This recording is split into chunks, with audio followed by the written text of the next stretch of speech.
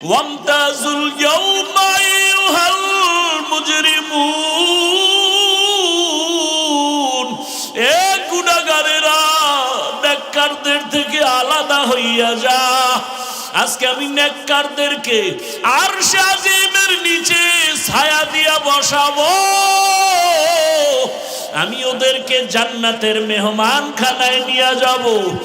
আর যারা গুনাহগার বেনামাজির দল, আমি আল্লাহ পাক তোদের বাম হাতে আমলনামা দিয়া জাহান্নামের দিকে পাঠাবো। আমার আল্লাহ পাক যাদের বাম হাতে আমলনামা দিবেন, এদের হালাত এমন হবে, আল্লাহ বলবে ওদের বাম হাতটা সোজা ভাবে হবে না, বুকের মাঝে ছিদ্র করে ফেল। ছিদ্র করিয়া বাম হাতটা ঢুকাইয়া পিঠের থেকে বের করে দাও। পিঠের থেকে বের করিয়া পিছনের হাতে যখন আমলনামা দিবেন, আল্লাহ বলবেন ইকরা কিতাবাকা কাফা বিনাফসিকাল ইয়াউমা আলাইকা হাসিবা। ও আল্লাহর বান্দারা, আজকে আমার এত সম্মান, দুইটা চক্ষু বন্ধ করে ফিকির করো রে বাবা। আজকে আমার ডানে কত মোহাব্বতের মানুষ, বামে সামনে পেছনে অভাব নাই, কিন্তু বাবা একদিন তো আমার এই সব সারিয়া বিদায় হয়ে যেতে হবে। আজরাইল যেদিন আমার মাওলার অর্ডারে এসে হাজির হয়ে যাবে, আমার গায়ের জামাটা প্লেট দিয়া কেটে কেটে রেখে দিবে।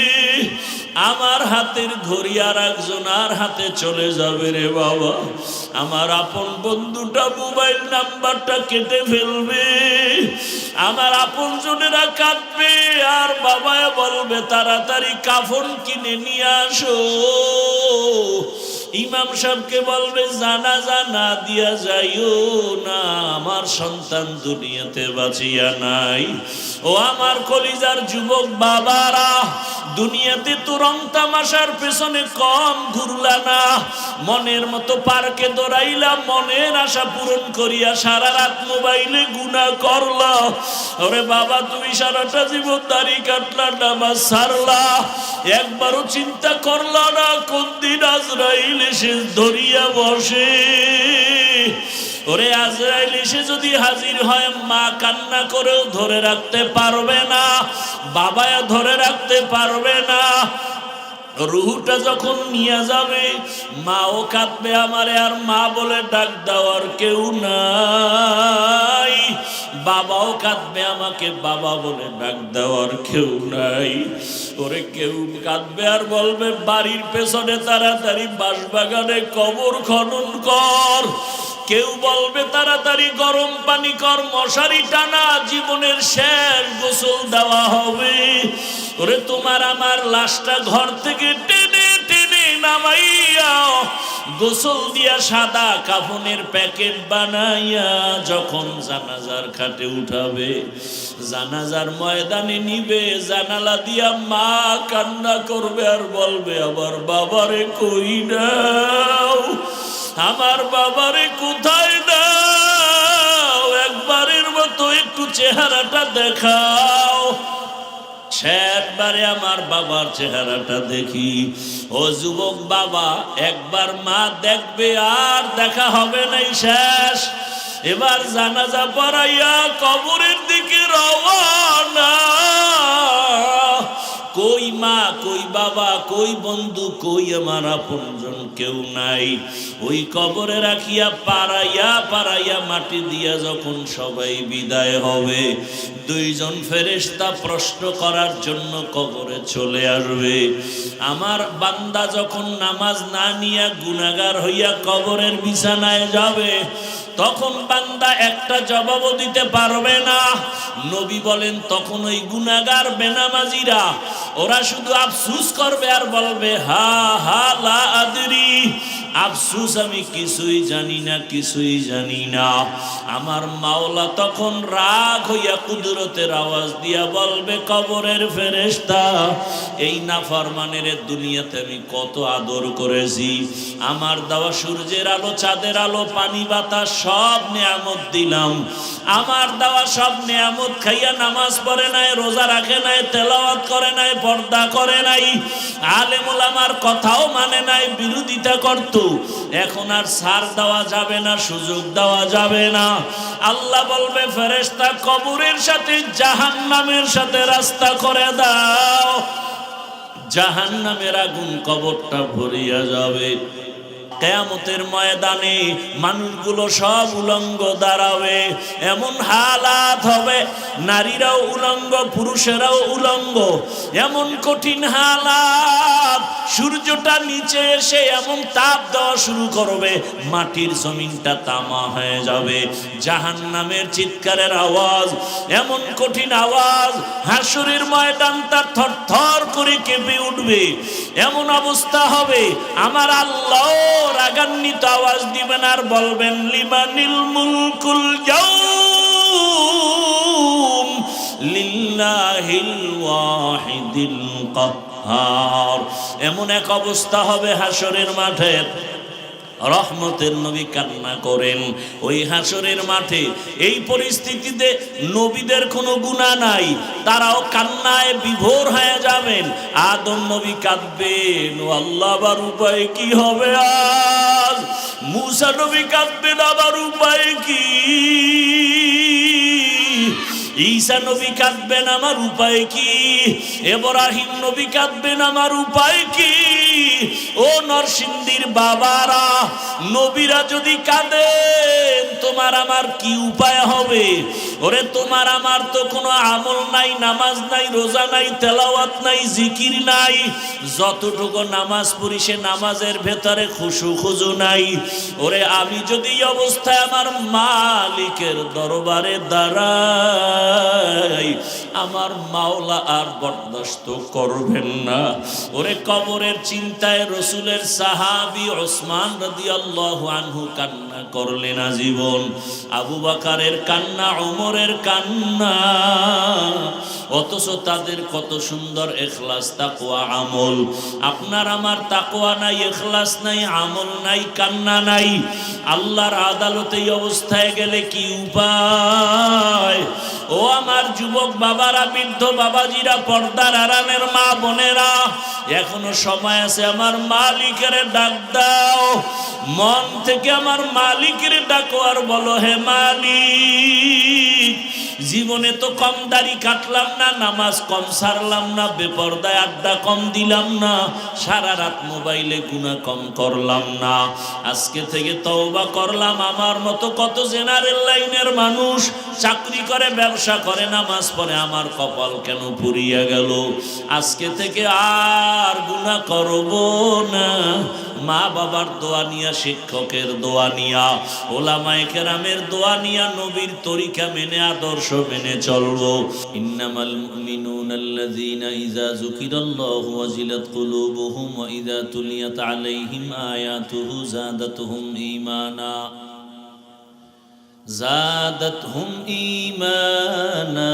ওয়া আলা রাব্বিহিম ইয়াতাওয়াক্কালুন।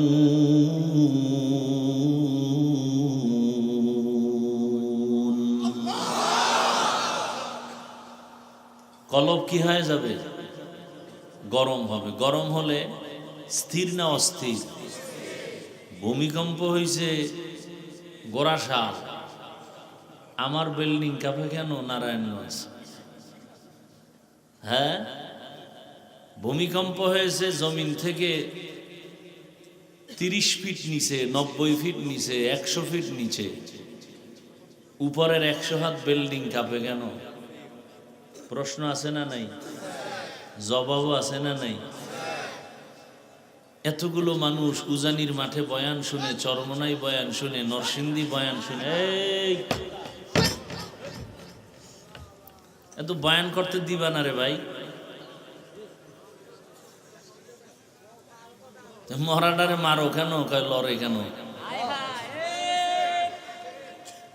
বয়ান করতে দিবা না যে কাহিনী শুরু করছে। নিজেকে কন্ট্রোল করা অনেক দাম।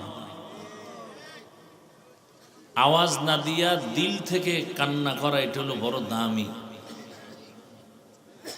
দিল থেকে কান্না, চোখে পানি।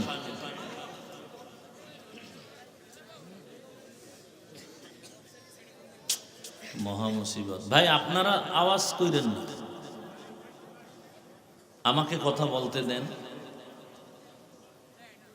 আমি কি মুখস্থ করে আসছি আজকে এখানে কি বয়ান করব? আমাকে বলতে দেন।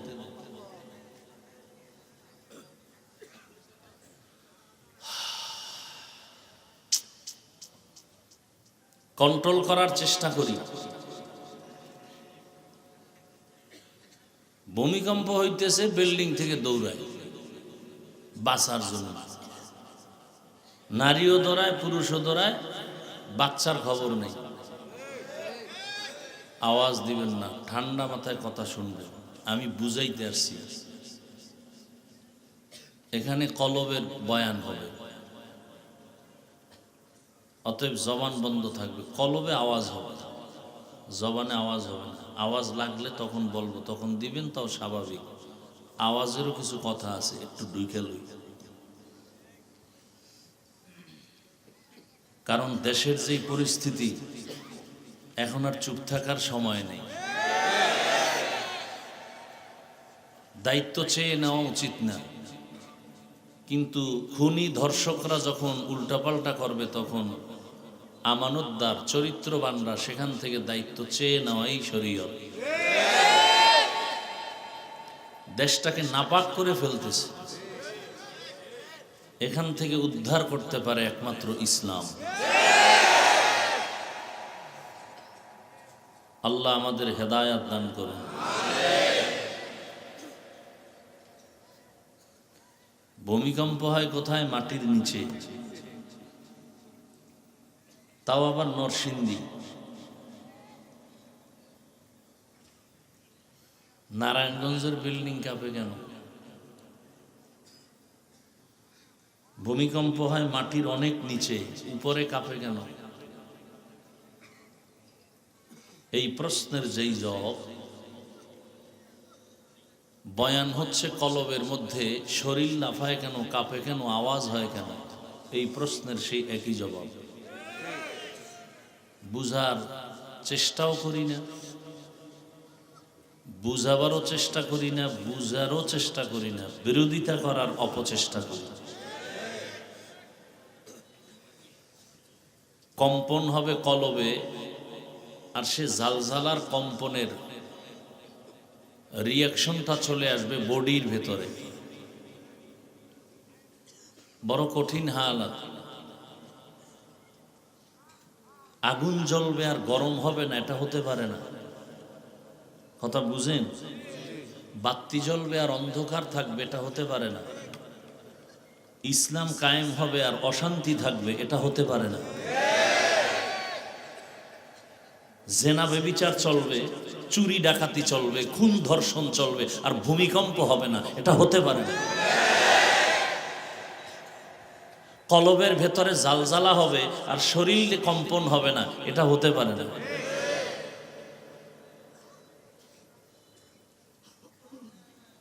আল্লাহ বুঝার তৌফিক দান করেন। সব বয়ানের মূল কথা বুঝ ঠিক করা। বয়ান আপনারা সবাই জানেন, শুধু বুঝ ঠিক নেই। বুঝ ঠিক থাকলে, আমি টুপি পরছি, আপনি যে আল্লাহর গোলাম, আমি সে আল্লাহর গোলাম, আপনি যে নবীর উম্মত, আমি সে নবীর উম্মত, আপনি যে কোরআন মানেন, সে কোরআন আমি মানি, আপনার কালেমা আমার কালেমা, আপনার ধর্ম আমার ধর্ম, সব এক, কাবা এক, দুনিয়াতে আসছি সিস্টেম এক, বিদায় বেলা কাফনের সংখ্যা এক, কালার এক, কবরের সাইজ এক, প্রশ্ন এক। তাহলে আমি টুপি পরছি, আপনাকে টুপি পরেন না কেন? আপনাকে টুপির জন্য আলাদা বয়ান দিতে হবে কেন? আমি দাড়ি রাখছি, আপনি দাড়ি রাখেন না কেন? দাড়ির জন্য আলাদা বয়ান দিতে হবে কেন? দাড়ি কামানো যে গুনাহ, এটা কে না জানে? এখানে জানে। আপনি দাড়ি রাখেন না, বরং আলাদা আপনাকে দাড়ির ফজিলতের বয়ান দিতে হয় কেন? বুঝ ঠিক নেই। কি ঠিক নেই? বুঝটা ঠিক হয়ে গেলে হুজুর না, কলেজের প্রফেসর দাড়ি রেখে দেবে। বুঝ ঠিক হয়ে গেলে র্যাবের চাকরি করেনেওয়ালা র্যাবও দাড়ি রেখে দেবে। আর বুঝ যদি ঠিক না হয়, তাহলে আমার মতো হুজুরও মহিলাকে এক জায়গায় বসাইয়া একসাথে আড্ডা দিবে। আমার বুঝ কি টুপি দিলেই শান্তি সম্মান, আপনার বুঝ কি টুপি দিলেই মাথা গরম, আমার বুঝ কি দাড়ি রাখলেই সম্মান, আপনার বুঝটা কি দাড়ি রাখলেই যৌবনের ভাব শেষ। অথচ দাড়ি কাটলে, এই মোবাইলে আকাম করো, ভালো করার কিছু কাজ আছে না?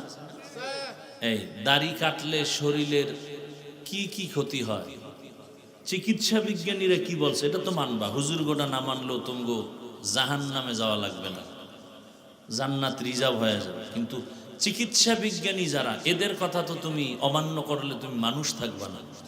চিকিৎসা বিজ্ঞানীরা কি বলে, রিসার্চ করছে দাড়ি কাটলে কি হয়, পরকালের ভিডা তো ভিন্ন। নগদ শাস্তি কি, চোখের পাওয়ার কমে যাবে। নগদ শাস্তি কি, যৌবন দৌড় দিবে। দাড়ি কামানো বাড়ছে, যৌবনও দৌড় দিছে, হারবাল কোম্পানি ওপেন চ্যালেঞ্জও দেওয়া শুরু করছে। এগুলো কি মাঠে বলার কথা? লজ্জা ফেলায় বলতেছি এই বেহায়া মানুষগুলোকে বুঝাবার জন্য, এরপরও তো লজ্জা হয় না। আল্লাহ হেদায়াত দান করুন। আরো বলবো, এটি সাইডে দিছি।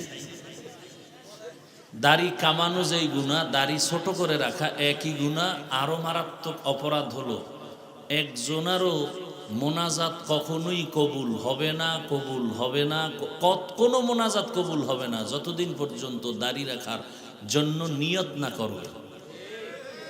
আরো বলবো, যারা দাড়ি কাটে আর ছাটে দোনো দলের 24 ঘন্টার সেকেন্ডে সেকেন্ডে সেকেন্ডে সেকেন্ডে সেকেন্ডে সেকেন্ডে অল টাইম কবিরা গুনাহ, কবিরা গুনাহ, কবিরা গুনাহ। ও ঘুমায় থাকলেও গুনাহ লেখা বন্ধ নেই। বলার দরকার মনে করি না। আল্লাহ যদি বুঝ দেয় তো এক কথায় বুঝ, আর যদি না দেয় তো আমি হাফিজুর রহমান কেন আর মক্কা মদিনার ইমাম কেন? রসুল বুঝাইলেও ওর কপাল খুলবে না। এবার বুঝেন কত বড় নিকৃষ্ট কপাল পোড়া যে রসুলের বয়ানেও হেদায়াতের দরজা খুলে না। এমন কোন নিকৃষ্ট বেঈমানের কথা আপনাদের জানা আছে? যেই রসুলকে দেখলেই পেটের ক্ষুধা থাকে না, যেই রসুলকে মোহাব্বতের নজরে দেখলে জাহান্নামের আগুন হারাম, সেই রসুলকে 13 বছর দেখলো, বয়ান শুনলো, এক দস্তারখানে খাইলো, কালেমা পড়লো না। এরকম কপালওয়ালার নাম জানেন কি নাম? আবু জাহাল। আবু জাহাল, জাহলুন। আবার অন্যদিকে 27 বছরের যুবক তরবারি নিয়ে দৌড়ায় রসুলকে জবাই করবে। কয় বছরের যুবক? নবীজির দেখা মাত্র তরবারি ফালায় বলেন নবী মাপ চাই, কালেমা পড়ায়। এই কপালওয়ালাকে বলেন, এর নাম কপাল। কপাল যদি পুরিয়া যায় তো আমার বয়ান কেন, রসুলের বয়ানও কপাল খুলবে। মাইয়াহদিল্লাহু ফাহুয়াল মুহতাদ ওয়া মান ইউদ্লিল ফালান তাজিদ লাহু ওয়ালিয়াম মুরশিদা।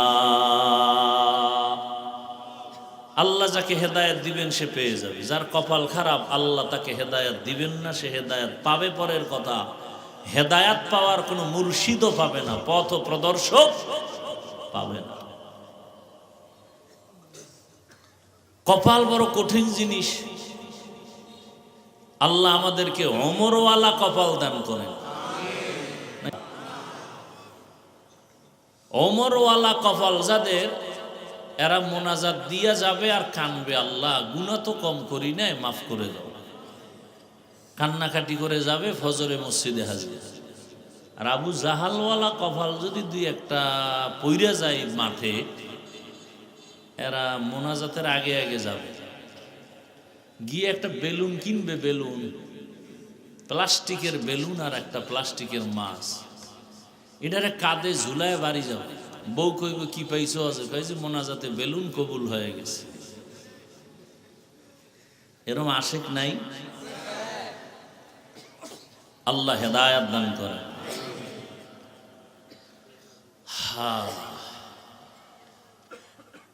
ওয়াজ যখন শুরু হবে তখন অ্যাকশনও শুরু হবে। কোথায় অ্যাকশন শুরু হবে? কলবে। কলবের মধ্যে যখন অ্যাকশন শুরু হবে, চোখ বেয়ে পানি বের হবে। থানায় নিয়া যুবকের পুলিশ বেতের বাড়ি দেয়, অপরাধীকে কাঁদে না। কোরআনের বাগানে বসে বয়ান চলছে আল্লাহওয়ালার, 200 হাত দূরে বসে যুবক কাঁদে কেন? ওরে মারে কে? আল্লাহ মারে? ওয়াজ হচ্ছে আর অ্যাকশন শুরু হচ্ছে। এটা একটা অপারেশন থিয়েটার। দুনিয়ার হসপিটালে অপারেশন হয় বডির, আর কোরআনের বাগানে অপারেশন হয় কলবের, রুহের। হসপিটালে অপারেশন হয় দেহের, কোরআনের বাগানে অপারেশন হয় রুহের। হসপিটালে ওখানে অপারেশনের জন্য সময় দিতে হবে, টাকা ব্যয় করতে হবে, রক্ত যাবে, সেলাই লাগবে, এরপরে সাইন দিতে হবে নিদাবির, এরপরে কান্না শুরু হয়ে যাবে রুগীর আশপাশ যারা আপনজন তাদের। এখানে অপারেশন হবে, টাকা যাবে না, সময় যাবে, সাইন দেওয়া লাগবে না, কিন্তু অপারেশন সাকসেস যখন হয়ে যাবে তখনই চোখে পানি আসবে। যার চোখে পানি আসবে বোঝা যাবে অপারেশন কামিয়াব, কলবের অপারেশন সাকসেস। আল্লাহ হেদায়াতের দৌলত দিয়ে আমাদেরকে কবুল করে। যে আয়াত হাদিস পড়েছি তরজমাটা বলে নি। ইয়া আইয়ুহাল্লাযীনা আমানুত্তাকুল্লাহা ওয়া কুনু মা'আস সাদিকিন। ও দুনিয়ার মুমিনেরা, আল্লাহকে ভয় করো, তাকওয়া অর্জন করো। জমিনের মধ্যে যারা আল্লাহর প্রিয় বান্দা সত্যবাদী মুমিন, তাদের বন্ধু হয়ে থাকো। নবীজি বলেন, মান তাশাব্বাহা বিকৌমিন ফাহুয়া মিনহুম। যে ব্যক্তি যেই দলের সাথে চলাফেরা, মোহাব্বত, ভালোবাসা, উঠা বসা করবে, কিয়ামতের দিন তার সাথে তার হাসর হবে। আয়াত হাদিসের তরজমা শেষ, খুব খেয়াল করবেন। হাদিসের উপরে কয়েক মিনিট কথা। নবীজি বলেন, মান তাশাব্বাহা বিকৌমিন ফাহুয়া মিনহুম। যার সাথে উঠা বসা, ভালোবাসা, মোহাব্বত, কিয়ামতে তার সাথেই উঠা হবে। এটাকে আমরা বাংলায় কেমনে বলি? যার সাথে যার মোহাব্বত তার সাথে তার। যাদের চলাফেরা, উঠা বসা আব্রাহাম লিঙ্কনের গণতন্ত্রের সাথে আছে না নাই? বলে গণতন্ত্রের জন্য আমরা জীবন দিতে প্রস্তুত, গণতন্ত্র রক্ষায় আমরা জীবন দিব। গণতন্ত্রের আবিষ্কারক আব্রাহাম লিঙ্কন, নাম শুনছেন কখনো? জগৎ বিখ্যাত কুতুবুল আলম, পীরে কামেল না বেঈমান? বেঈমান। যারা এই গণতন্ত্রের পেছনে উঠা বসা, ভালোবাসা, মোহাব্বত, কিয়ামতের দিন আব্রাহাম লিঙ্কনের সাথে তার হাসর হবে।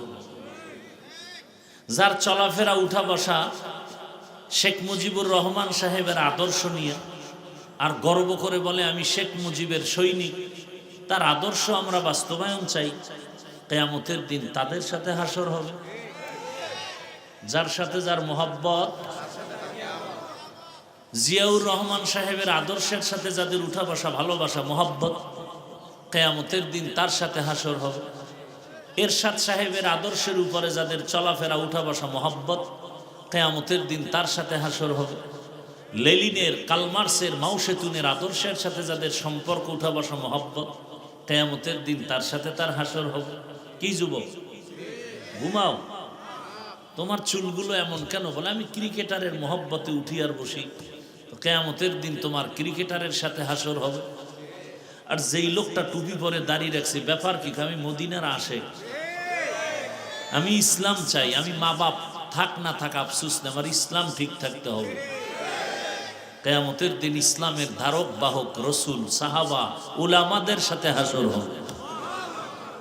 সন্দেহ? আল্লাহ বুঝার তৌফিক দান করে। একটু রাজনীতি করতেছি না কেন? সমস্যা কি? আল্লাহর কোরআনে থাকলে করি, না থাকলে করব না। আমি কোনো ব্যক্তির রাজনীতি করব না। আল্লাহর কোরআনে থাকলে করি। কি? হ্যাঁ, এখানে একটু প্রশ্ন অনেকের আছে যে পরিবারের যত নীতি, সমাধানমূলক অর্থনীতি, পৌরনীতি, সব বিষয় সমাধান আল্লাহ কোরআনে দিছেন না দেন না? তবে আল্লাহ বেশি ব্যস্ত ছিলেন তো, সেই কারণে রাষ্ট্রের নীতি দিতে ভুলে গেছিলেন। হ্যাঁ, তো অনেকে বলেন যে রাজনীতির সাথে ধর্মকে টানবেন না, বলে না? বলে না? রাজনীতির সাথে ধর্মকে মিলাবেন না, টানবেন না। আরে ভাই, আমাদের ধর্ম ইসলাম আর রাজনীতি আলাদা ছিল কবে? হ্যাঁ, বরং আমাদের ইসলাম যা, রাষ্ট্রনীতি তা। ইসলাম ছাড়া আমাদের কোনো নীতি নেই। সমাজনীতি, পরিবার নীতি, সব নীতি সব ইসলামের নীতি। কথা বলেন না কেন? একেবারে একটার সাথে আর একটা লাগানো। বলে কেমন? বলে সূর্যের সাথে আলোটা যেমন লাগানো,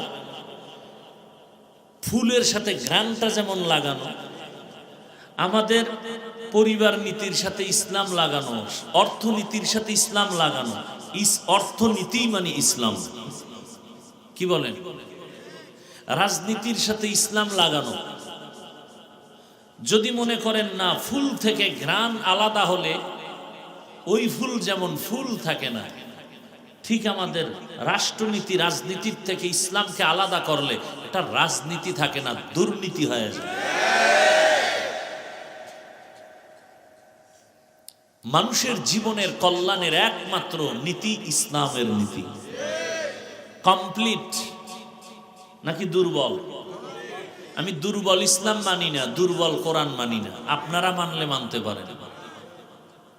আমি এমন কোরআন মানি, এমন ইসলাম মানি যেটা পারফেক্ট এবং পাওয়ারফুল,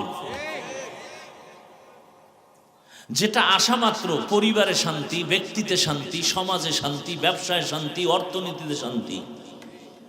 এক কথায় শান্তির একমাত্র ঠিকানার নাম ইসলাম।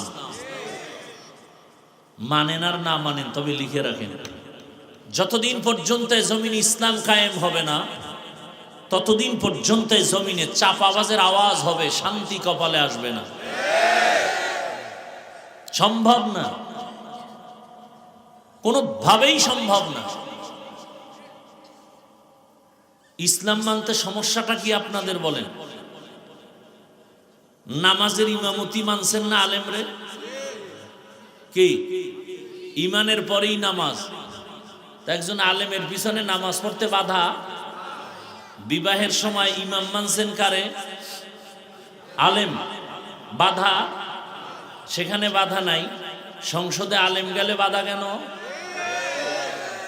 রাষ্ট্রের ইমাম মানতে আলেমকে ইমাম মানতে বাধা কেন? হ্যাঁ, আলেমরা পারবে না কিছু না? আপনারা কি পারছেন? আপনারা কি পারছেন? বাবার সামনে মেয়েকে উলঙ্গ করে ধর্ষণ করতে পেরেছেন।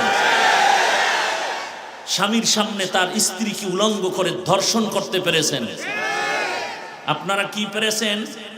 ব্যবসায়ীর দোকানে লুটপাট করতে পেরেছেন। কোনদিন এটা আলেমের দ্বারা সম্ভব?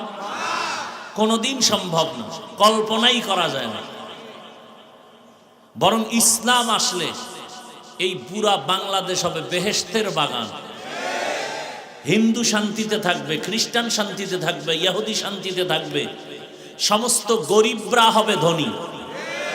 বাংলাদেশে একটা গরিব থাকবে না, জাকাত নেওয়ার টাকা খাওয়ার লোক থাকবে না, সব ধনী হয়ে যাবে। আগামীকাল সকালবেলা পূর্ব দিক থেকে সূর্য উঠার মধ্যে যেমন সন্দেহ নাই, ইসলাম কায়েম হলে সব গরিবরা ধনী হবে, এ কথায় কোনো সন্দেহ নাই। যে সন্দেহ করবে সে বেঈমান। ইসলামের অর্থনীতি গরিবের জন্য। সমস্যা হলো বিড়িখোরেরা ভাবে আছে ইসলাম আসলাম গো, বিড়িখোরের উপায় কি? শাহ আতাউল্লাহ বুখারী রহমাতুল্লাহ আলাইহি বয়ান করতেছেন জান্নাতের বয়ান। মা তাশতাহি আনফুসুকুম, কি জান্নাত আল্লাহ দিবেন, সেখানে ডুববা, যা চাইবা তাই পাইবা। একজনে কয় বিড়ি ভামুনি। যেমন প্রশ্ন তেমন জবাব। হুজুর কয় বিড়ি পাইলেও পাইতে পারো, তবে আগুন আনতে গেলে তো জাহান্নামে যেতে হবে। আর জাহান্নামে যখন বিড়ি ধরাইতে যাবি তখন টের পাবি কত ধানে কত চাল।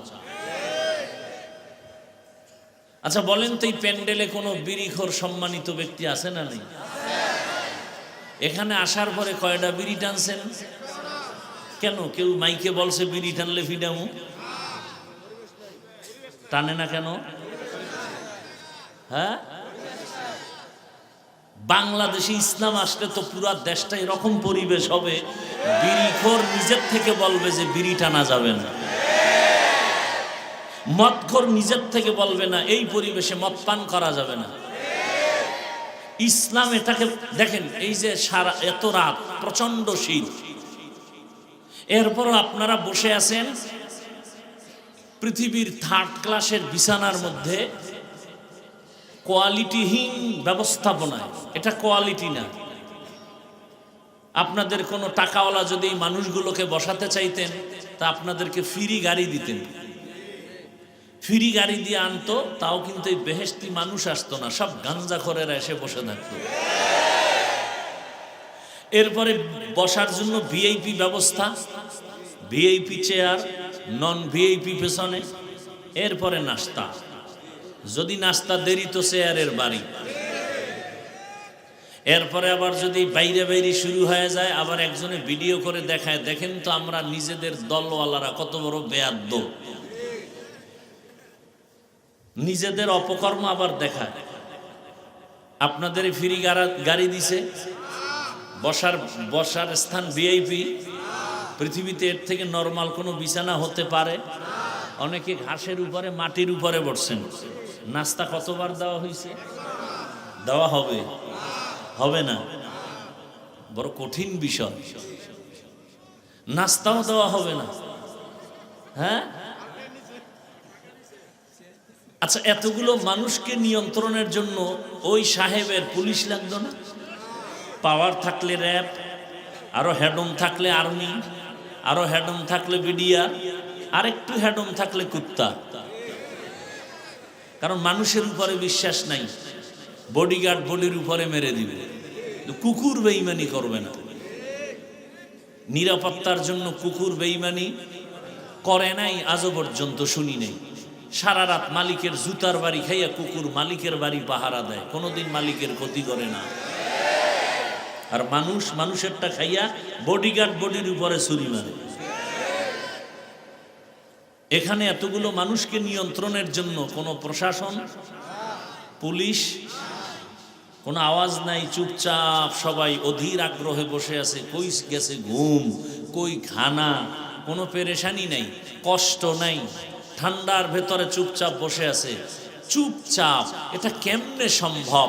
নগদ প্রমাণ, ইসলাম মানলেই সম্ভব। এটা ইসলাম পারবে, কসম আল্লাহর, আর কেউ পারবে না। কে পারবে? ইসলাম। ইসলাম দেখায় দিছে, এর নাম শান্তি। এটা ইসলাম পারে। কে বড়, কে ছোট, কে ধনী, কে গরিব, সব একাকার হয়ে বসে আছে।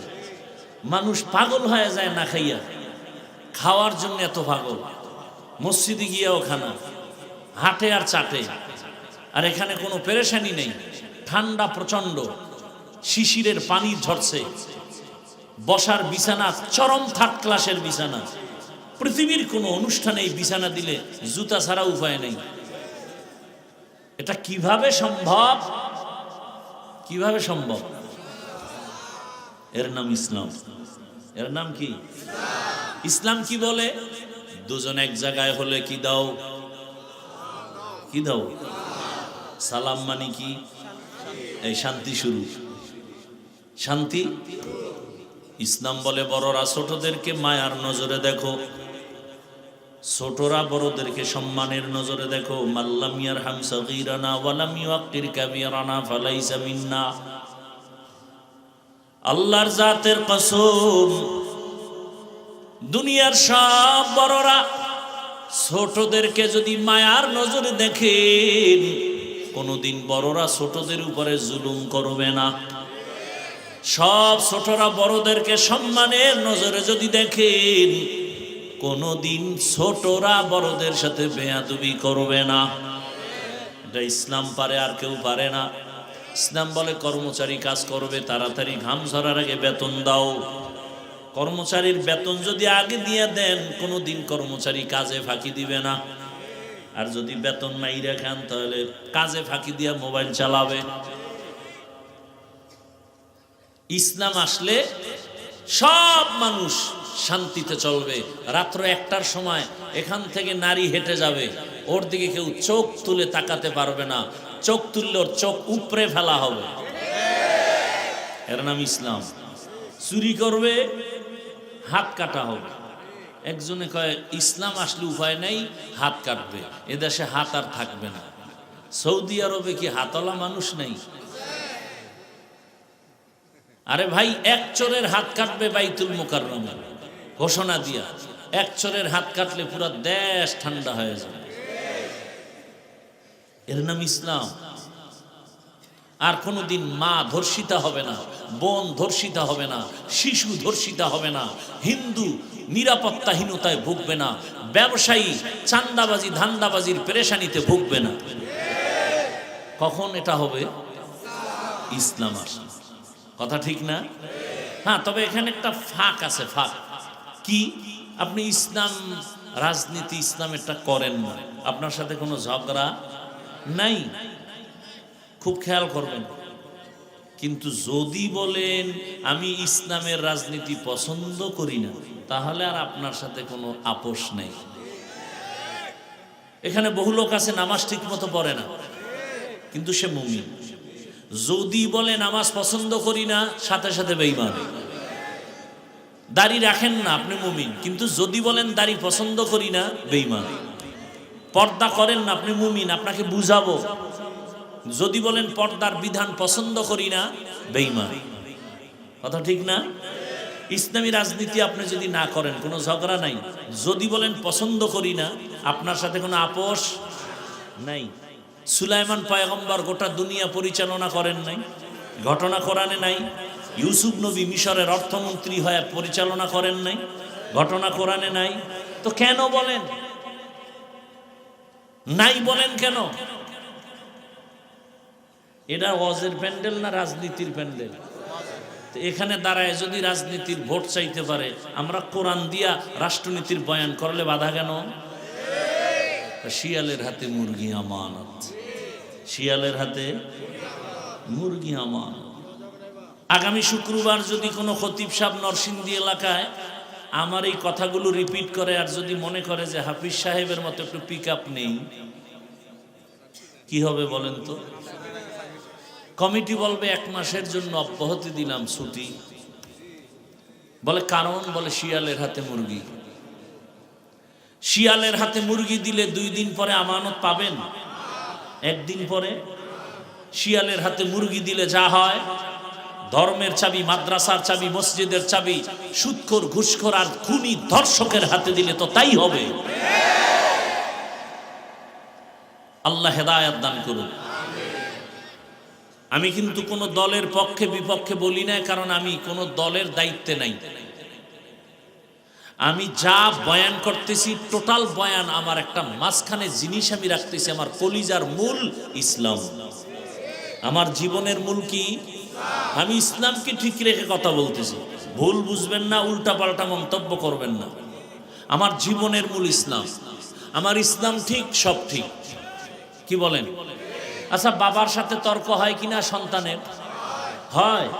তার মানে হলো বাবারে কেউ অপমান করলে আমি সেই রাগে কিছু বলবো না। যুবক, একটা ওয়াদা করাতে চাই, খুব খেয়াল করো। তুমি বাবার সাথে তর্ক করেছো, হঠাৎ করে তোমার সামনে তোমার বাবাকে যদি অপমানজনক কথা বলে, তুমি চুপ করে দোয়া ইনুস পড়বা না প্রতিবাদ করো? কলারটা ধরে বলবা, এই বেয়াদব, বাবার সাথে তর্ক করি ঠিক, কিন্তু বাবার অপমান করবি মেনে নিব না। কথা ঠিক? ঠিক ইসলামের বেলায় একটা ওয়াদা করেন। নামাজ পড়তে পারেন না, রোজা রাখতে পারেন না, দাড়ি রাখতে পারেন না, কিন্তু এই ওয়াদাটা করবেন। অন্তত আপনি কি আল্লাহকে ভালোবাসেন না? ইসলামকে ভালোবাসেন না? তো এতটুকু ওয়াদা করবেন যে আমি নামাজ না পড়লেও, রোজা রাখতে না পারলেও, দাড়ি রাখতে না পারলেও অন্তত ইসলামকে, কোরআন হাদিস, আল্লাহকে, রসুলকে, কোরআন হাদিস যাদের থেকে শিখছি সে আলেমকে অপমান হতে দিব না। কেউ যদি আপনাদের সামনে কোনো আলেমের অপমান করতে চায়, ইসলামের উপরে আক্রমণাত্মক কথা বলে, জাগাত কলারটা ধরে বলবেন, ওই রাধুনির বাচ্চা। কিসের বাচ্চা? শুনতে শুনে গালি, আসলে কোনো গালি না। তোমার মাও রাধুনি, আমার মাও রাধুনি, কথা বলেন। সবার মা রাধুনি না? রাধুনির বাচ্চা, এটা গালি? শুনতে মনে হয় গালি। কলারটা ধরে বলবা, ওই রাধুনির বাচ্চা। আমি দাড়ি রাখতে পারি না, নামাজ পড়তে পারি না, কিন্তু আমি আল্লাহকে ভালোবাসি। আমার আল্লাহ, আমার ইসলাম, আমার কোরআন, আমার রসুল, আমার ওলামা, এদের ব্যাপারে কথা বললে চামড়াটা তুলে ফেলবো। ভয় পাইতেছে? এখনো ভয় পা? জুলাই স্বাধীন করলেন কি আজীব না? একটু ভয় আছে? যদি ভয় নাই না, একটু তো ভয় লাগে, যদি আবার পাথর মারে, যদি আমার সন্তানকে গুম করে, যদি এমনটাই হয়, তা আমি মনে করি জুলাই স্বাধীন কমপ্লিটলি সাকসেস নয়। যেই সফলতা নিয়ে আশা করে স্বাধীন হয়েছে, সে সফলতা আসেনি। আসছে? যদি এসেই থাকে, স্বামীর সামনে স্ত্রীকে ধর্ষণ করা হলো কেন ভোলায়? বাবার সামনে মেয়েকে ধর্ষণ করা হলো কেন বগুড়ায়? বোঝা গেল স্বাধীন কামিয়াব হয়নি। নতুন করে প্রস্তুতি নাও, আর একটা স্বাধীন করতে হবে, চূড়ান্ত সফলতার স্বাধীন। যেই স্বাধীন হলে মা নিরাপদে থাকবে, বোন নিরাপদে থাকবে, স্কুল নিরাপদ, কলেজ নিরাপদ, হিন্দু নিরাপদ, খ্রিস্টান নিরাপদ, ব্যবসায়ী নিরাপদ, চাকরিজীবী নিরাপদ, আলেম নিরাপদ, ছাত্র নিরাপদ। ওই স্বাধীনতার জন্য প্রস্তুতি নাও, আর ওই স্বাধীন হবে চূড়ান্ত সফলতার স্বাধীন, আর ওই স্বাধীন হবে একমাত্র ইসলামের স্বাধীন। কিসের স্বাধীন? আমার কথাগুলো কি উল্টা পাল্টা? ধরায় দাও, এখন কানে ধরে উঠবস করো। কোন দলের পক্ষে বিপক্ষে বলেছি? আমার মূল কথার মূল কি? ইসলাম। আমি ইসলামের পক্ষে বলতেছি, আমার রসুলের পক্ষে বলতেছি, আমার আল্লাহর পক্ষে বলতেছি, আমার কোরআনের পক্ষে বলতেছি। আচ্ছা, 20 বছর মাদ্রাসায় পড়ছি। কয় বছর? আরো বেশি পড়া যায়। পড়ছি কত? 20 বছর। এখন তো আরো শর্টেও পড়া যায়। 20 বছর কেমনে বিছনায় প্রস্রাব করি, সেই থেকে বাড়ি মা বাপ সাইরা মাদ্রাসায় আসছে, কষ্ট করে করে লেখাপড়া করছে। কি কষ্ট, এটা বিবরণ দিতে গেলে চোখে পানি চলে আসে। এখন তো একটা জামা পরছি, কালকে আর এটা পরবো না। এক গেঞ্জি আজকে পরছি, কালকে গেঞ্জি আর গায়ে আসবে না। টুপি প্রতিদিন একটা, রুমাল প্রতিদিন একটা, লঙ্গি প্রতিদিন একটা। আর সেই সময়ের এক জামা 150 টাকায় কিনা 2.5 বছর পরছি। এক লঙ্গি ছিঁড়ে গেছে, সেলাই করে পড়ছি। ভাত খাইছি বোর্ডিং এ, 2 বার ভাত দিত, আদা বাটি, সকাল 10টায় আর আসরের পরে।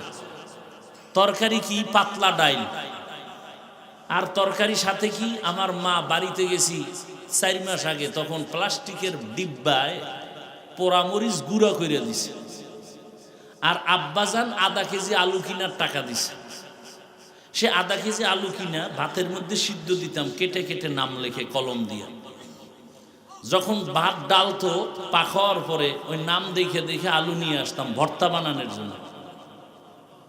আধা কেজি আলু, চিন্তা করছি 2 মাস পরে বাবাই আসতে পারে, তাহলে 2 মাস খাইতে হইবে পোড়ামরিচ দিয়ে। আর আধা বাটি ভাত, এটারে ভাগ করে 4 বার খাইছি। আর এই কষ্টের জীবনটায় কি করছি? 24টা ঘন্টা কোরআন হাদিস, কোরআন হাদিস, কোরআন হাদিস, কোরআন হাদিস পড়ছি এই 20 বছর, আর কিছু না। কতটা অক্ষর, কতটা নক্তা আছে, জের আছে, জবর আছে, কোরআনের লফজ কয়টা, কতটা বাক্য আছে, কতটা সূরা আছে, নামাজের আয়াত কয়টা, রোজার আয়াত কয়টা, জিকিরের আয়াত কয়টা, পর্দার আয়াত কয়টা, জাকাতের আয়াত কয়টা, রাষ্ট্রনীতির আয়াত কয়টা, পরিবার নীতির আয়াত কয়টা, অর্থনীতির আয়াত কয়টা, আয়াতের ব্যাখ্যা কি, তাফসির কি, ফতোয়া কি, মাসআলা কি, পড়তে পড়তে পড়তে পড়তে পড়তে পড়তে জীবন শেষের দিকে ময়দানে ওই কথাই বলতেছি।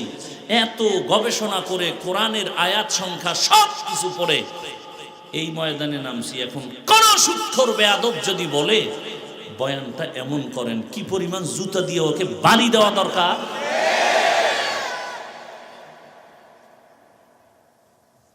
আল্লাহ হেদায়াত দান করে। তা আলেমকে যখন স্টেজে উল্টাপাল্টা করে আপনারা মোয়া চা বানার মজা নেন। সব ময়দানের মানুষ যদি দাঁড়ায় বলতো, এই বেয়াদব, আল্লাহকে চিনছি, কালেমা শিখছি, নামাজ শিখছি, আলেম থেকে অপমান করলি কেন? বিচার না হওয়া পর্যন্ত তোকে এখান থেকে বিদায় করা যাবে না। এক বেয়াদবকে সোজা করতে টোটাল দেশ সোজা হয়ে যাবে। ভয় পাইতেছি। ভয়কে জয় করতে হবে ইসলাম দিয়ে। ভয়কে জয় করতে হবে ইসলাম দিয়ে। আল্লাহ বুঝার তৌফিক দান করেন। লঙ্গির ভিতরে গোবর লাগছে, গোবর পাক না নাপাক? এই নাপাক দূর করতে কি লাগবে? পানি।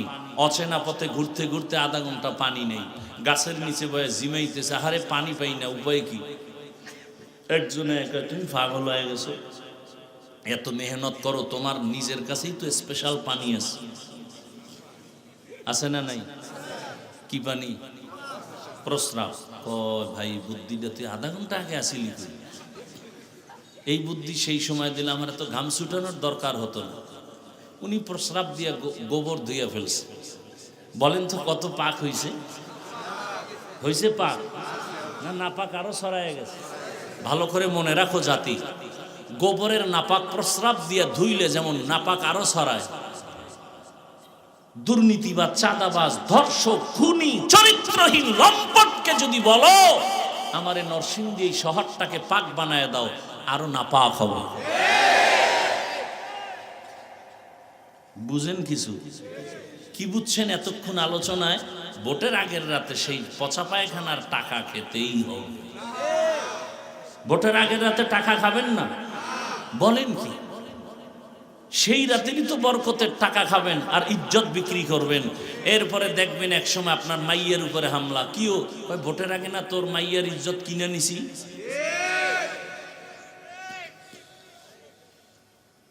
রাগ করতেছেন? এই 5 কেজি মুরগির দাম কত রে নরসিংদী? 500। একটা খাসির দাম কত? মোটামুটি ভালো খাসি। একটা গরুর দাম কত? কথা বলে না। আর একটা গরু 1 লাখ। উটের দাম আরো বেশি। আচ্ছা, আপনার তো আশরাফুল মখলুক, হ্যাঁ? আপনার দাম কি গরুর মতো, ছাগলের মতো, মুরগির মতো?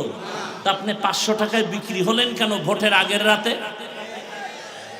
ওই নিমক হারাম জাতি, টাকায় তো গরু বিক্রি হয়, পশু বিক্রি হয়, আশরাফুল মখলুক তো বিক্রি হতে পারে না। এরপরও যারা বেলাজা, বেহায়া, না আমার বিক্রি হতেই হবে, অন্তত আশরাফুল মখলুক হিসাবে গরু আর ছাগলের দামে বিক্রি হয় না। যদি হতেই চাও তাহলে বলো আমারে কিনতে হলে 1 কোটি লাগবে। বিক্রি হতে হলে আমি আশরাফুল মখলুক হিসাবে ছাগলের দামে বিক্রি হও, পশুর দামে বিক্রি হও। মানুষ তো কখনো বিক্রি হতে পারে না। টাকায় বিক্রি হয় পশু। এত নির্লজ্জ কেন? এত নির্লজ্জ কেন? আল্লাহ হেদায়েত দান করুন। খুব রাগ আছে অন্তরে, খুব রাগ। আল্লাহ সবাইকে মাফ করে দিন।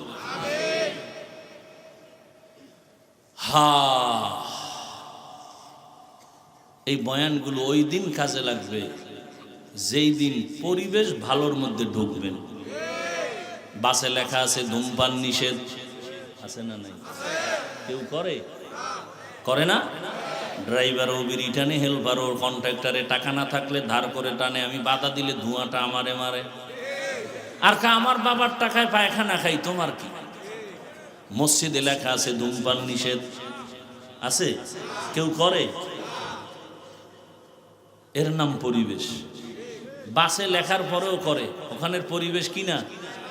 এটাকে বাংলায় বলে সৎসঙ্গে অসৎসঙ্গে সোহবতে লে তোরা সালেহ কুনাত সোহবতে তালে তোরা তালে কুনাত জামানা সোহবতে বা আউলিয়া বেহতরাজ সদ সালা তাআত বেরিয়া।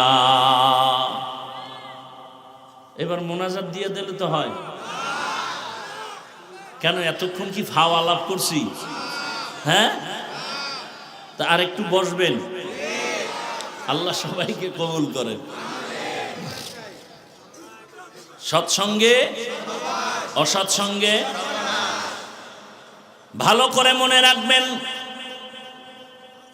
আল্লাহ তাআলা বলেন, ও মুমিন আমাকে ভয় কর।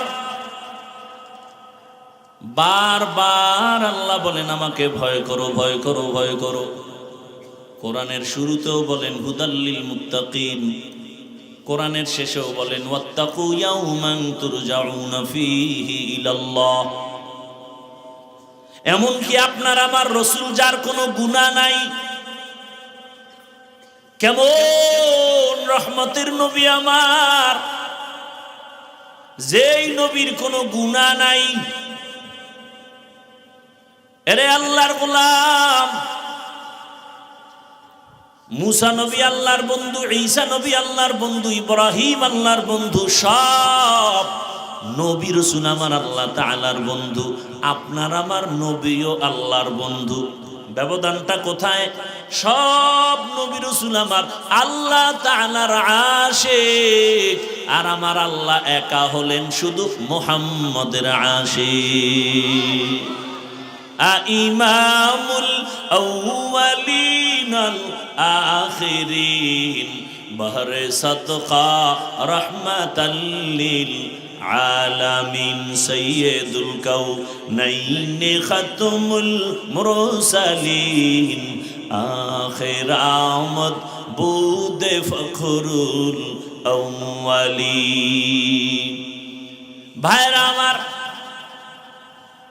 আল্লাহ বলেন আমাকে ভয় করো। যে নবীর কোনো গুনাহ নাই সেই নবীকেও আমার আল্লাহ বলেন নবী আপনি আমাকে ভয় করেন। ইয়া আইয়ুহান নাবিয়্যুত্তাকিল্লাহ ওয়ালা তুতিইল কাফিরিনা ওয়াল মুনাফিকিন।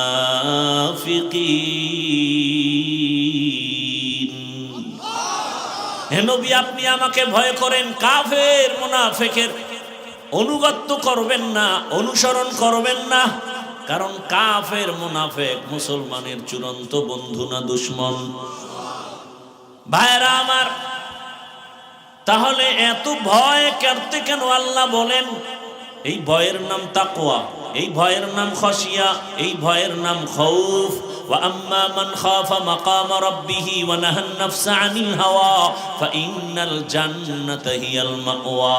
হর কে দারত খৌফে হকদার দিল মাদাম জান্নাতুল মাওয়া দেহদ রামকাম জুজবা হকচি জে মখাজ ইনসুজা ফজলে উআ মস্তে দর জুমলা জাহা।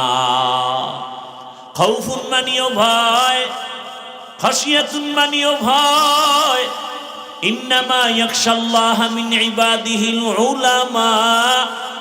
দুনিয়াতে আল্লাহর বান্দাদের মধ্যে উলামা, তারা আল্লাহকে তুলনামূলক বেশি ভয় করবেন। ভয় করার মানে কি? যদি আমি প্রশ্ন করি মাঠে, এই মাঠে আপনারা কারা কারা আল্লাহকে ভয় করেন? যদি প্রশ্ন করি সবাই হাত উঠায় বলবে আমরা ভয় করি। যদি বেশি চালাক হয় দুনো পা আলগি দিয়ে বলবে আমরা চার হাত পা আল্লাহকে ভয় করি। চালাক বলবে হুজুরদের থেকে ভয় করি। অত সেখানে এমনও ভয় করনেওয়ালা বান্দা আছে নামাজ নাই, নামাজ পড়ে না, তারপরে বলে আল্লাহকে ভয় করি। আর আমি নামাজ পড়িয়া বলি আল্লাহকে ভয় করি। আপনি রোজা রেখে বলেন আল্লাহকে ভয় করি, আমি রোজা রেখে বলি আল্লাহকে ভয় করি। আপনি হারাম খানার বলেন আল্লাহকে ভয় করি, আমি হালাল খেয়ে বলি আল্লাহকে ভয় করি। দুই ভয় কি সমান? মূলত আপনি ভয় করেন না। কারণ কি? ভয়টা কি জিনিস আসলে বুঝেনই নাই। একটা সন্তান মা বাবাকে ভয় করে, প্রমাণ কি? বলে মা বাবার সামনে অন্যায় করে না। প্রমাণ কেন করে না? বলে শাস্তির ভয়, মাইরের ভয়। একটা ছাত্র শিক্ষকের ভয় করে, প্রমাণ কি? বলে শিক্ষকের সামনে অন্যায় করে না। কারণ কি? বলে শিক্ষকের শাস্তির ভয় করে না। ঠিক এই দুনিয়ায় কোনো মানুষ যদি আমার আল্লাহকে আসলেই ভয় করেন, গলায় ছুরি লাগাবে, দাড়ির মধ্যে অস্ত্র লাগাবে না। তো যাও সুন্নতে আহমদ কো যাবা মোহাম্মদ কৈবুয়াদ নিসবতরা মান আহাব্বা সুন্নতি কৌলে রসুল মজদায়ে কানা মাই হাম কুন কবুল। এই তাকওয়ার এত দাম কেন, এত গুরুত্ব কেন? তাকওয়া হলেই তুই বিনা হিসাবে জান্নাতি। শুধু জান্নাতি না, দুনিয়ায় বাদশাহ, পরকালেও বাদশাহ। ইন্না আকরামাকুম ইনদাল্লাহি আতকাকুম। আমার কাছে সবথেকে দামি ওই ব্যক্তি যে তাকওয়া নিয়ে চলবে, আল্লাহর ভয়। তাহলে আল্লাহর ভয়ের মূল কথা কি? এই উঠা বসা করেন কেন ভাই? হেদায়েত হয়ে গেছে আপনাদের? কি আজীব ব্যাপার! কষ্ট হয় আমার, আপনার কি কষ্ট? না বসলে বলেন, দোয়া করে দেই। এই ব্যারাম কেন? যারা পাওয়ারলেস এরা তো আগে ভাগে গেছি। আপনি থেকে গেলেন কেন? আমাকে ডিস্টার্ব করার জন্য? ভাই আপনার দাওয়াত, বলে আলহামদুলিল্লাহ। আপনার বাড়ি, বলে নাউযুবিল্লাহ। আল্লাহ হেদায়েত দান করুন। ভাইরা আমার, তাকওয়াওয়ালাদেরকে আল্লাহ পাক রব্বুল আলামিন দুনিয়াতেও সম্মানিত করেন, আখিরাতেও সম্মানিত করবেন। আর এই তাকওয়া, এই আল্লাহর ভয়টা নিজে নিজে অর্জন করা যাবে না, ঘুমের মধ্যেও পাওয়া যাবে না। আল্লাহর এই ভয় বা তাকওয়া যদি অর্জন করতে চাও, قال النبي صلى الله عليه وآله وسلم لكل شيء معدنون معدن التقوى قلوب العارفين। ভালো ভালো জিনিস রাখার গোডাউন আছে, ফ্যাক্টরি আছে। তাকওয়ার গোডাউন হলো আল্লাহর ওলিদের কলব। আল্লাহওয়ালাদের দিল বা কলব হলো তাকওয়ার গোডাউন। তাদের সাথে লাইন লাগাও, সংযোগ লাগায় দাও, মেলার মতো মিলে যাও। এই পরিমাণ মিলো যে তাদের রঙে তুমি রঙিন হয়ে যাও। খালিতুহুম লিতাকুনু মিসলাহুম। এমন ভাবে তুমি আল্লাহওয়ালাদের সাথে মিলো যে তার রঙে তুমি রঙিন হয়ে যাও। এমন রঙিন হও, রাস্তা দিয়া আশরাফ আলী থানবী হাঁটেন, পাশে খলিফা আজিজুল হাসানও হাঁটেন। চিনা যায় না কে আশরাফ আলী, কে আজিজুল হাসান, কারণ দুজনার টুপি এক, পোশাক এক। আল্লাহর মোহাব্বতের রাস্তায় দুজনে এমন ভাবে মিলো,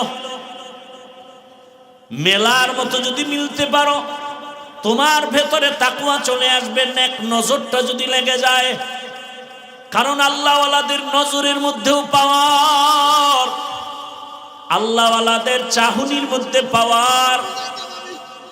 আল্লাহ তাআলার নবী বলেন, ক্বালান নবী সাল্লাল্লাহু আলাইহি ওয়া আলিহি ওয়াসাল্লাম, ইত্তাকু ফিরাসাতাল মুমিন ফাইন্নাহু ইয়ানজুরু বিনূরিল্লাহ। আল্লাহর ওলি যারা আরিফিন, এদের কলবের পাওয়ার বড় কঠিন, এদের নজরে পাওয়ার লাগানো। তোমরা যা দেখো না তারা তা অনেক কিছু দেখেন। তুমি দেখো না কেন, তিনি দেখেন কেন? বলে নিজের চামড়ার চোখে দেখেন না, আল্লাহর দেওয়া নূরের আলো দিয়ে তারা দেখেন। আউলিয়ারা কারে উকবা ইখতিয়ার, জাহেলারা কারে দুনিয়া ইখতিয়ার। আল্লাহওয়ালা রাতারাতি হওয়া যায় না। এরা তাকওয়ার উপরে মুজাহাদা করেন, মুরাকাবা করেন, এত পরিমাণ প্রচেষ্টা চালান। আল্লাহকে পাওয়ার জন্য রাত নাই দিন নাই ঘুম নাই। খানা খাইতে গেল আমার আল্লাহর মোহাব্বত, খায় খায় লোকমা দেয়, আবার নিঃশ্বাস ছাড়ে মনে হয় যেন বাড়ি পাইছি, গাড়ি পাইছি, স্ত্রী পাইলাম, সন্তান পাইলাম, টাকা পয়সা পাইলাম, কিন্তু যে আমারে বাড়ির মালিক বানাইছেন, টাকার মালিক বানাইছেন, তারে এখনো পাইলাম না। ওই মালিকের তো এখনো পাই নাই।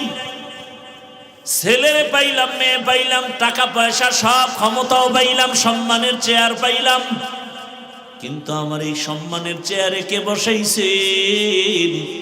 ওই মালিকের এখনো চিনলাম না। ওই মালিক আমার কত সুন্দর। বান্দা ভাবতে ভাবতে ভাবতে ভাবতে এমন একটা হালাত তৈরি হয়, তেরা আয়না আলমে রঙ্গ বু হে, তেরা আয়না আলমে রঙ্গ বু হে, जिधर दिखता हो उधर तू ही तू है।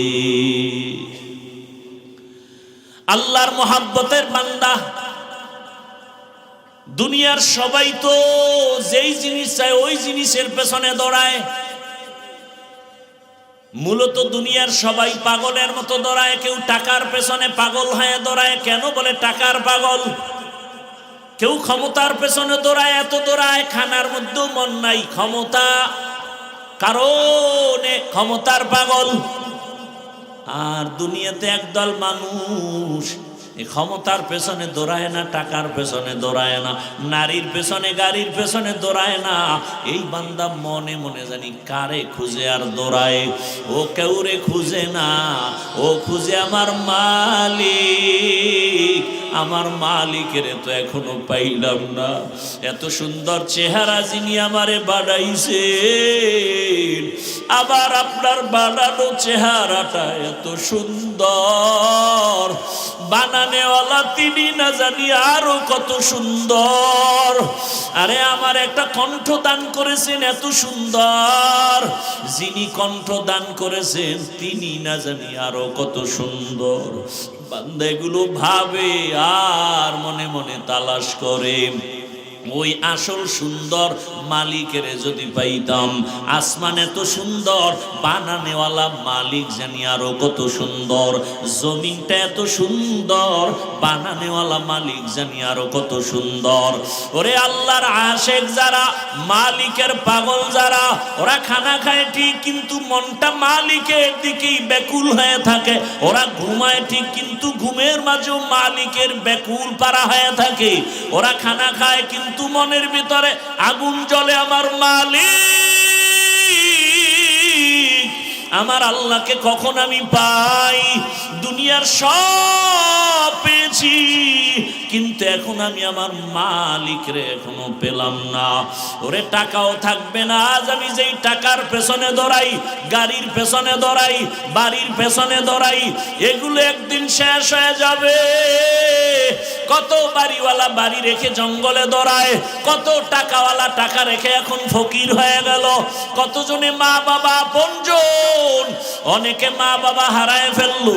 যে কেউ সন্তানের পাগল, হঠাৎ সন্তান ওই ভূমিকম্পে মরে গেল, কিন্তু ওগুলোর পিছনে দৌড়ায় কি লাভ? এখনো খালি, এক সময় হয়ে যাবে খালি। কিন্তু আসল মালিকের যদি আপন বানাইতে পারো, আমার আল্লাহ বলবেন বান্দা এক সময় তোর আপন ছিলাম, এখনো আপন। আয় বান্দা, তুই কবরে যখন আসবি, আমি মাওলা তোর কবরকে জান্নাত বানায় দিব। তুই যদি এখন এই দুনিয়ার রং তামাশায় পড়িয়া আমি আল্লাহকে ভুলিয়া না যাও, কঠিন কবরে জাহান্নামের আগুন, ওই কঠিন সময়ও আমি আল্লাহ তোমাকে ভুলবো না। কিয়ামতের ময়দানে মানুষগুলো সব উলঙ্গ দাঁড়াবে, এমন হালাত হবে, নারীরাও উলঙ্গ, পুরুষেরাও উলঙ্গ, এমন কঠিন হালাত। সূর্যটা নিচে এসে এমন তাপ দেওয়া শুরু করবে, মাটির জমিনটা তামা হয়ে যাবে। জাহান্নামের চিৎকারের আওয়াজ, এমন কঠিন আওয়াজ, হাসরের ময়দানটা থরথর করে কেঁপে কেঁপে উঠবে, এমন অবস্থা হবে আমার আল্লাহ রাগান্বিত আওয়াজ দিবেন আর বলবেন লিমানিল মুলকুল ইয়াউম লিল্লাহিল ওয়াহিদিল কাহ্হার। এমন এক অবস্থা হবে হাসরের মাঠে, রহমতের নবী কান্না করেন ওই হাসরের মাঠে।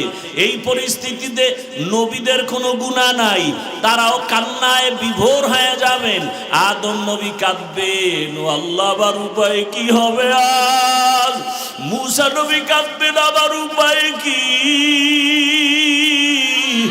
ঈসা নবী কাঁদবেন, আমার উপায় কি। ইব্রাহিম নবী কাঁদবেন, আমার উপায় কি। ও নরসিংদীর বাবারা, নবীরা যদি কাঁদেন তোমার আমার কি উপায় হবে। ওরে তোমার আমার তো কোনো আমল নাই, নামাজ নাই, রোজা নাই, তেলাওয়াত নাই, জিকির নাই। যতটুকু নামাজ পড়ি সে নামাজের ভেতরে খুশু খুজু নাই। ওরে আমি যদি এই অবস্থায় আমার মালিকের দরবারে দাঁড়াই, আমার মাওলা আর বরদাস্ত করবেন না। আমার আল্লাহ আবার রাগান্বিত হয়ে বলবেন ওয়ামতাজুল ইয়াউমা আইয়ুহাল মুজরিমুন, এ গুনাহগারেরা নেককারদের থেকে আলাদা হইয়া যা। আজকে আমি নেককারদেরকে আরশে আজিমের নিচে ছায়া দিয়া বসাবো, আমি ওদেরকে জান্নাতের মেহমান খানায় নিয়ে যাব। আর যারা গুনাহগার বেনামাজির দল, আমি আল্লাহ পাক তোদের বাম হাতে আমলনামা দিয়া জাহান্নামের দিকে পাঠাবো। আমার আল্লাহ পাক যাদের বাম হাতে আমলনামা দিবেন এদের হালাত এমন হবে, আল্লাহ বলবে ওদের বাম হাতটা সোজা ভাবে হবে না, বুকের মাঝে ছিদ্র করে ফেল। ছিদ্র করিয়া বাম হাতটা ঢুকাইয়া পিঠের থেকে বের করে দাও। পিঠের থেকে বের করিয়া পিছনের হাতে যখন আমলনামা দিবেন আল্লাহ বলবেন ইকরা কিতাবাকা কাফা বিনাফসিকাল ইয়াউমা আলাইকা হাসিবা। ও আল্লাহর বান্দারা, আজকে আমার এত সম্মান, দুইটা চক্ষু বন্ধ করে ফিকির করো রে বাবা। আজকে আমার ডানে কত মোহাব্বতের মানুষ, বামে সামনে পেছনে অভাব নাই, কিন্তু বাবা একদিন তো আমার এই সব সারিয়া বিদায় হয়ে যেতে হবে। আজরাইল যেদিন আমার মাওলার অর্ডারে এসে হাজির হয়ে যাবে, আমার গায়ের জামাটা প্লেট দিয়া কেটে কেটে রেখে দিবে, আমার হাতের ঘড়ি আর একজনের হাতে চলে যাবে রে বাবা। আমার আপন বন্ধুটা মোবাইল নাম্বারটা কেটে ফেলবে, আমার আপন জনেরা কাঁদবে, আর বাবা বলবে তাড়াতাড়ি কাফন কিনে নিয়ে আসো। ইমাম সাহেবকে বলবে জানাজা না দিয়া যাইও না, আমার সন্তান দুনিয়াতে বাঁচিয়া নাই। ও আমার কলিজার যুবক বাবারা, দুনিয়াতে তো রং তামাশার পেছনে কম ঘুরলা না, মনের মতো পার্কে দৌড়াইলা, মনের আশা পূরণ করিয়া সারা রাত মোবাইলে গুনাহ করলা। ওরে বাবা, তুমি সারাটা জীবন দাড়ি কাটলা, নামাজ ছাড়লা, একবারও চিন্তা করলা না কোন দিন আজরাইল এসে ধরিয়া বসে। ওরে আজরাইল এসে যদি হাজির হয়, মা কান্না করেও ধরে রাখতে পারবে না, বাবাও ধরে রাখতে পারবে না। রুহুটা যখন নিয়ে যাবে মাও কাঁদবে আমারে, আর মা বলে ডাক দেওয়ার কেউ নাই, বাবাও কাঁদবে আমাকে বাবা বলে ডাক দেওয়ার কেউ নাই। ওরে কেউ কাঁদবে আর বলবে বাড়ির পেছনে তাড়াতাড়ি বাঁশবাগানে কবর খনন কর, কেউ বলবে তাড়াতাড়ি গরম পানি কর, মশারি টানা, জীবনের শেষ গোসল দেওয়া হবে। ওরে তোমার আমার লাশটা ঘর থেকে টেনে টেনে নামাইয়া গোসল দিয়া সাদা কাফনের প্যাকেট বানাইয়া যখন জানাজার খাটে উঠাবে, জানাজার ময়দানে নিবে, জানালা দিয়া মা কান্না করবে আর বলবে আমার বাবারে কই নাও, আমার বাবারে কোথায় নাও, একবারের মতো একটু চেহারাটা দেখাও। শেষবারে আমার বাবার চেহারাটা দেখি। ও যুবক বাবা, একবার মা দেখবে আর দেখা হবে নাই, শেষ। এবার জানাজা পড়াইয়া কবরের দিকে রওনা। কই মা, কই বাবা, কই বন্ধু, কই আমার আপনজন, কেউ নাই।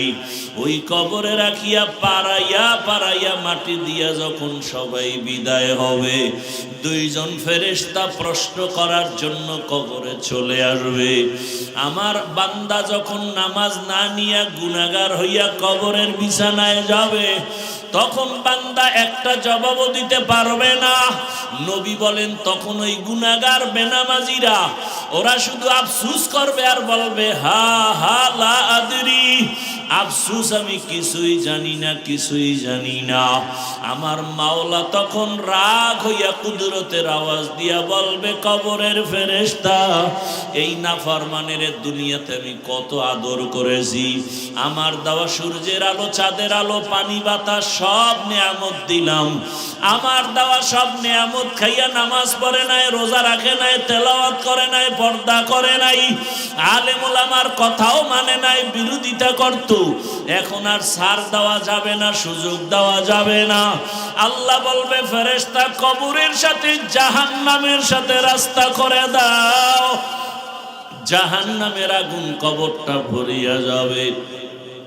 কবরের ভেতরে সাপ।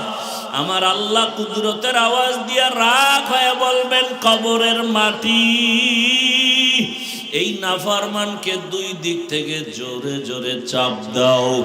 এত জোরে চাপ দিবে পাঁজরের হাড়গুলো চুরমার হয়ে যাবে। ওরে কবরের চিন্তায় রসুলের সাহাবী ওসমান রাদিয়াল্লাহু আনহু কান্না করলেন আজীবন। আবু বকরের কান্না, ওমরের কান্না, অথচ তাদের কত সুন্দর ইখলাস, তাকওয়া, আমল।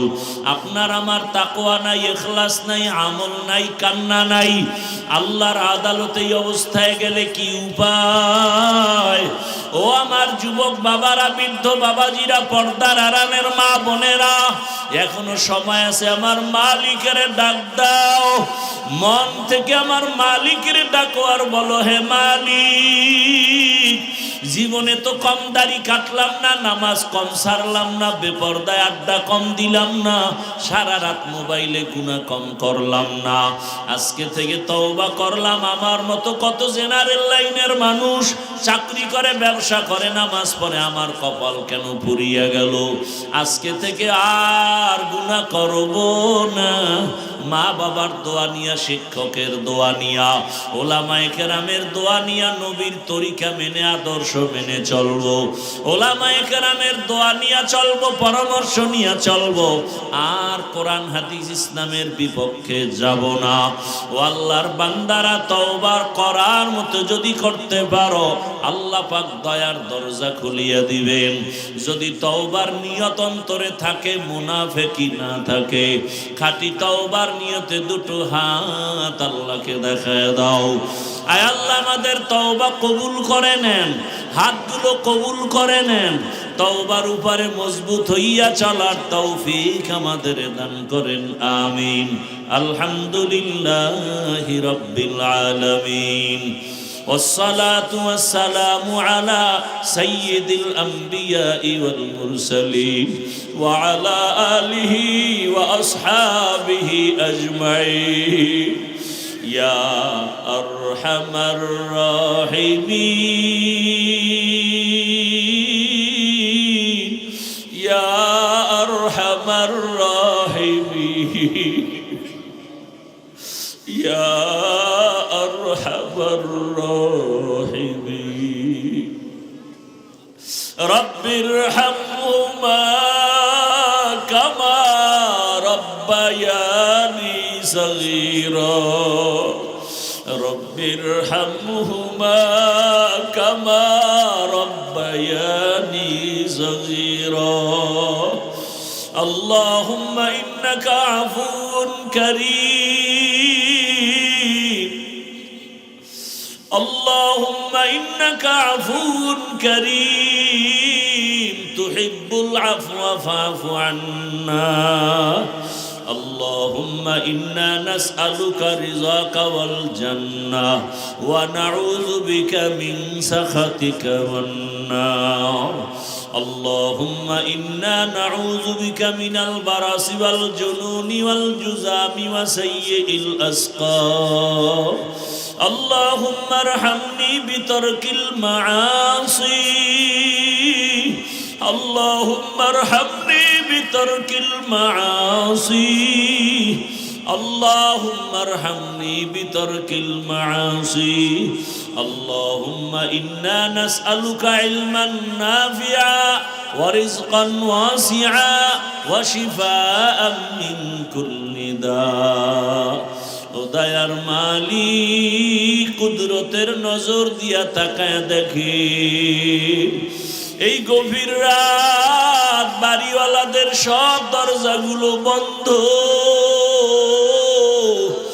মায়ের রুমের দরজা ভাইয়ের রুমের দরজা সবগুলো বন্ধ হয়ে গেছে ও আল্লাহ আপনার রহমতের দরজা খোলা আমরা এই গভীর রাতে আপনার কুদরতের দরজায় হাজির আয় আল্লাহ নফসের ধোঁকায় গুনাহ করেছি আমার মা বাবা আপনজনেরা কেউ জানে না আমি কত বড় গুনাহগার ও আল্লাহ আপনি তো জানেন আমার মতো গুনাহগার কেউ নাই এই চেয়ারে বসিয়া কথা বলার কোনো যোগ্যতা নাই গুনার কারণে আমার হাত না পাক আমার চোখ না পাক আমার জিহ্বা না পাক আমার অন্তর না পাক ও আল্লাহ এবার লজ্জিত হইয়া তওবার নিয়তে আসছি আপনার কুদরতের দরওয়াজায় আর গুনাহ করব না রে আল্লাহ আর নামাজ ছাড়বো না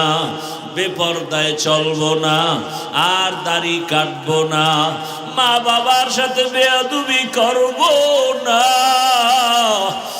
আর ওস্তাদের সাথে বেয়াদবি করব না ওলামায়ে কেরামের দোয়া পরামর্শ নিয়ে নবীর আদর্শ মেনে চলবো ও আল্লাহ আমাদের গুনাহ মাফ করে দেন তওবা কবুল করে নেন তওবার উপরে মজবুত হয়ে চলার তৌফিক দান করেন ও আল্লাহ মাহফিল কবুল করে নেন আয়োজনকারী সহযোগিতাকারী দান সৎকারীদের কবুল করে নেন মাদ্রাসা কবুল করে নেন মসজিদ কবুল করে নেন আসাতিজা কেরাম তালিবুল ইলমদের কবুল করে নেন মুহিব্বিন মুতাআল্লিকিনদের কবুল করে নেন আয় আল্লাহ সারা দুনিয়াবাসীকে মাফ করে দেন আয় আল্লাহ প্রবাসীদেরকে হেফাজত করেন।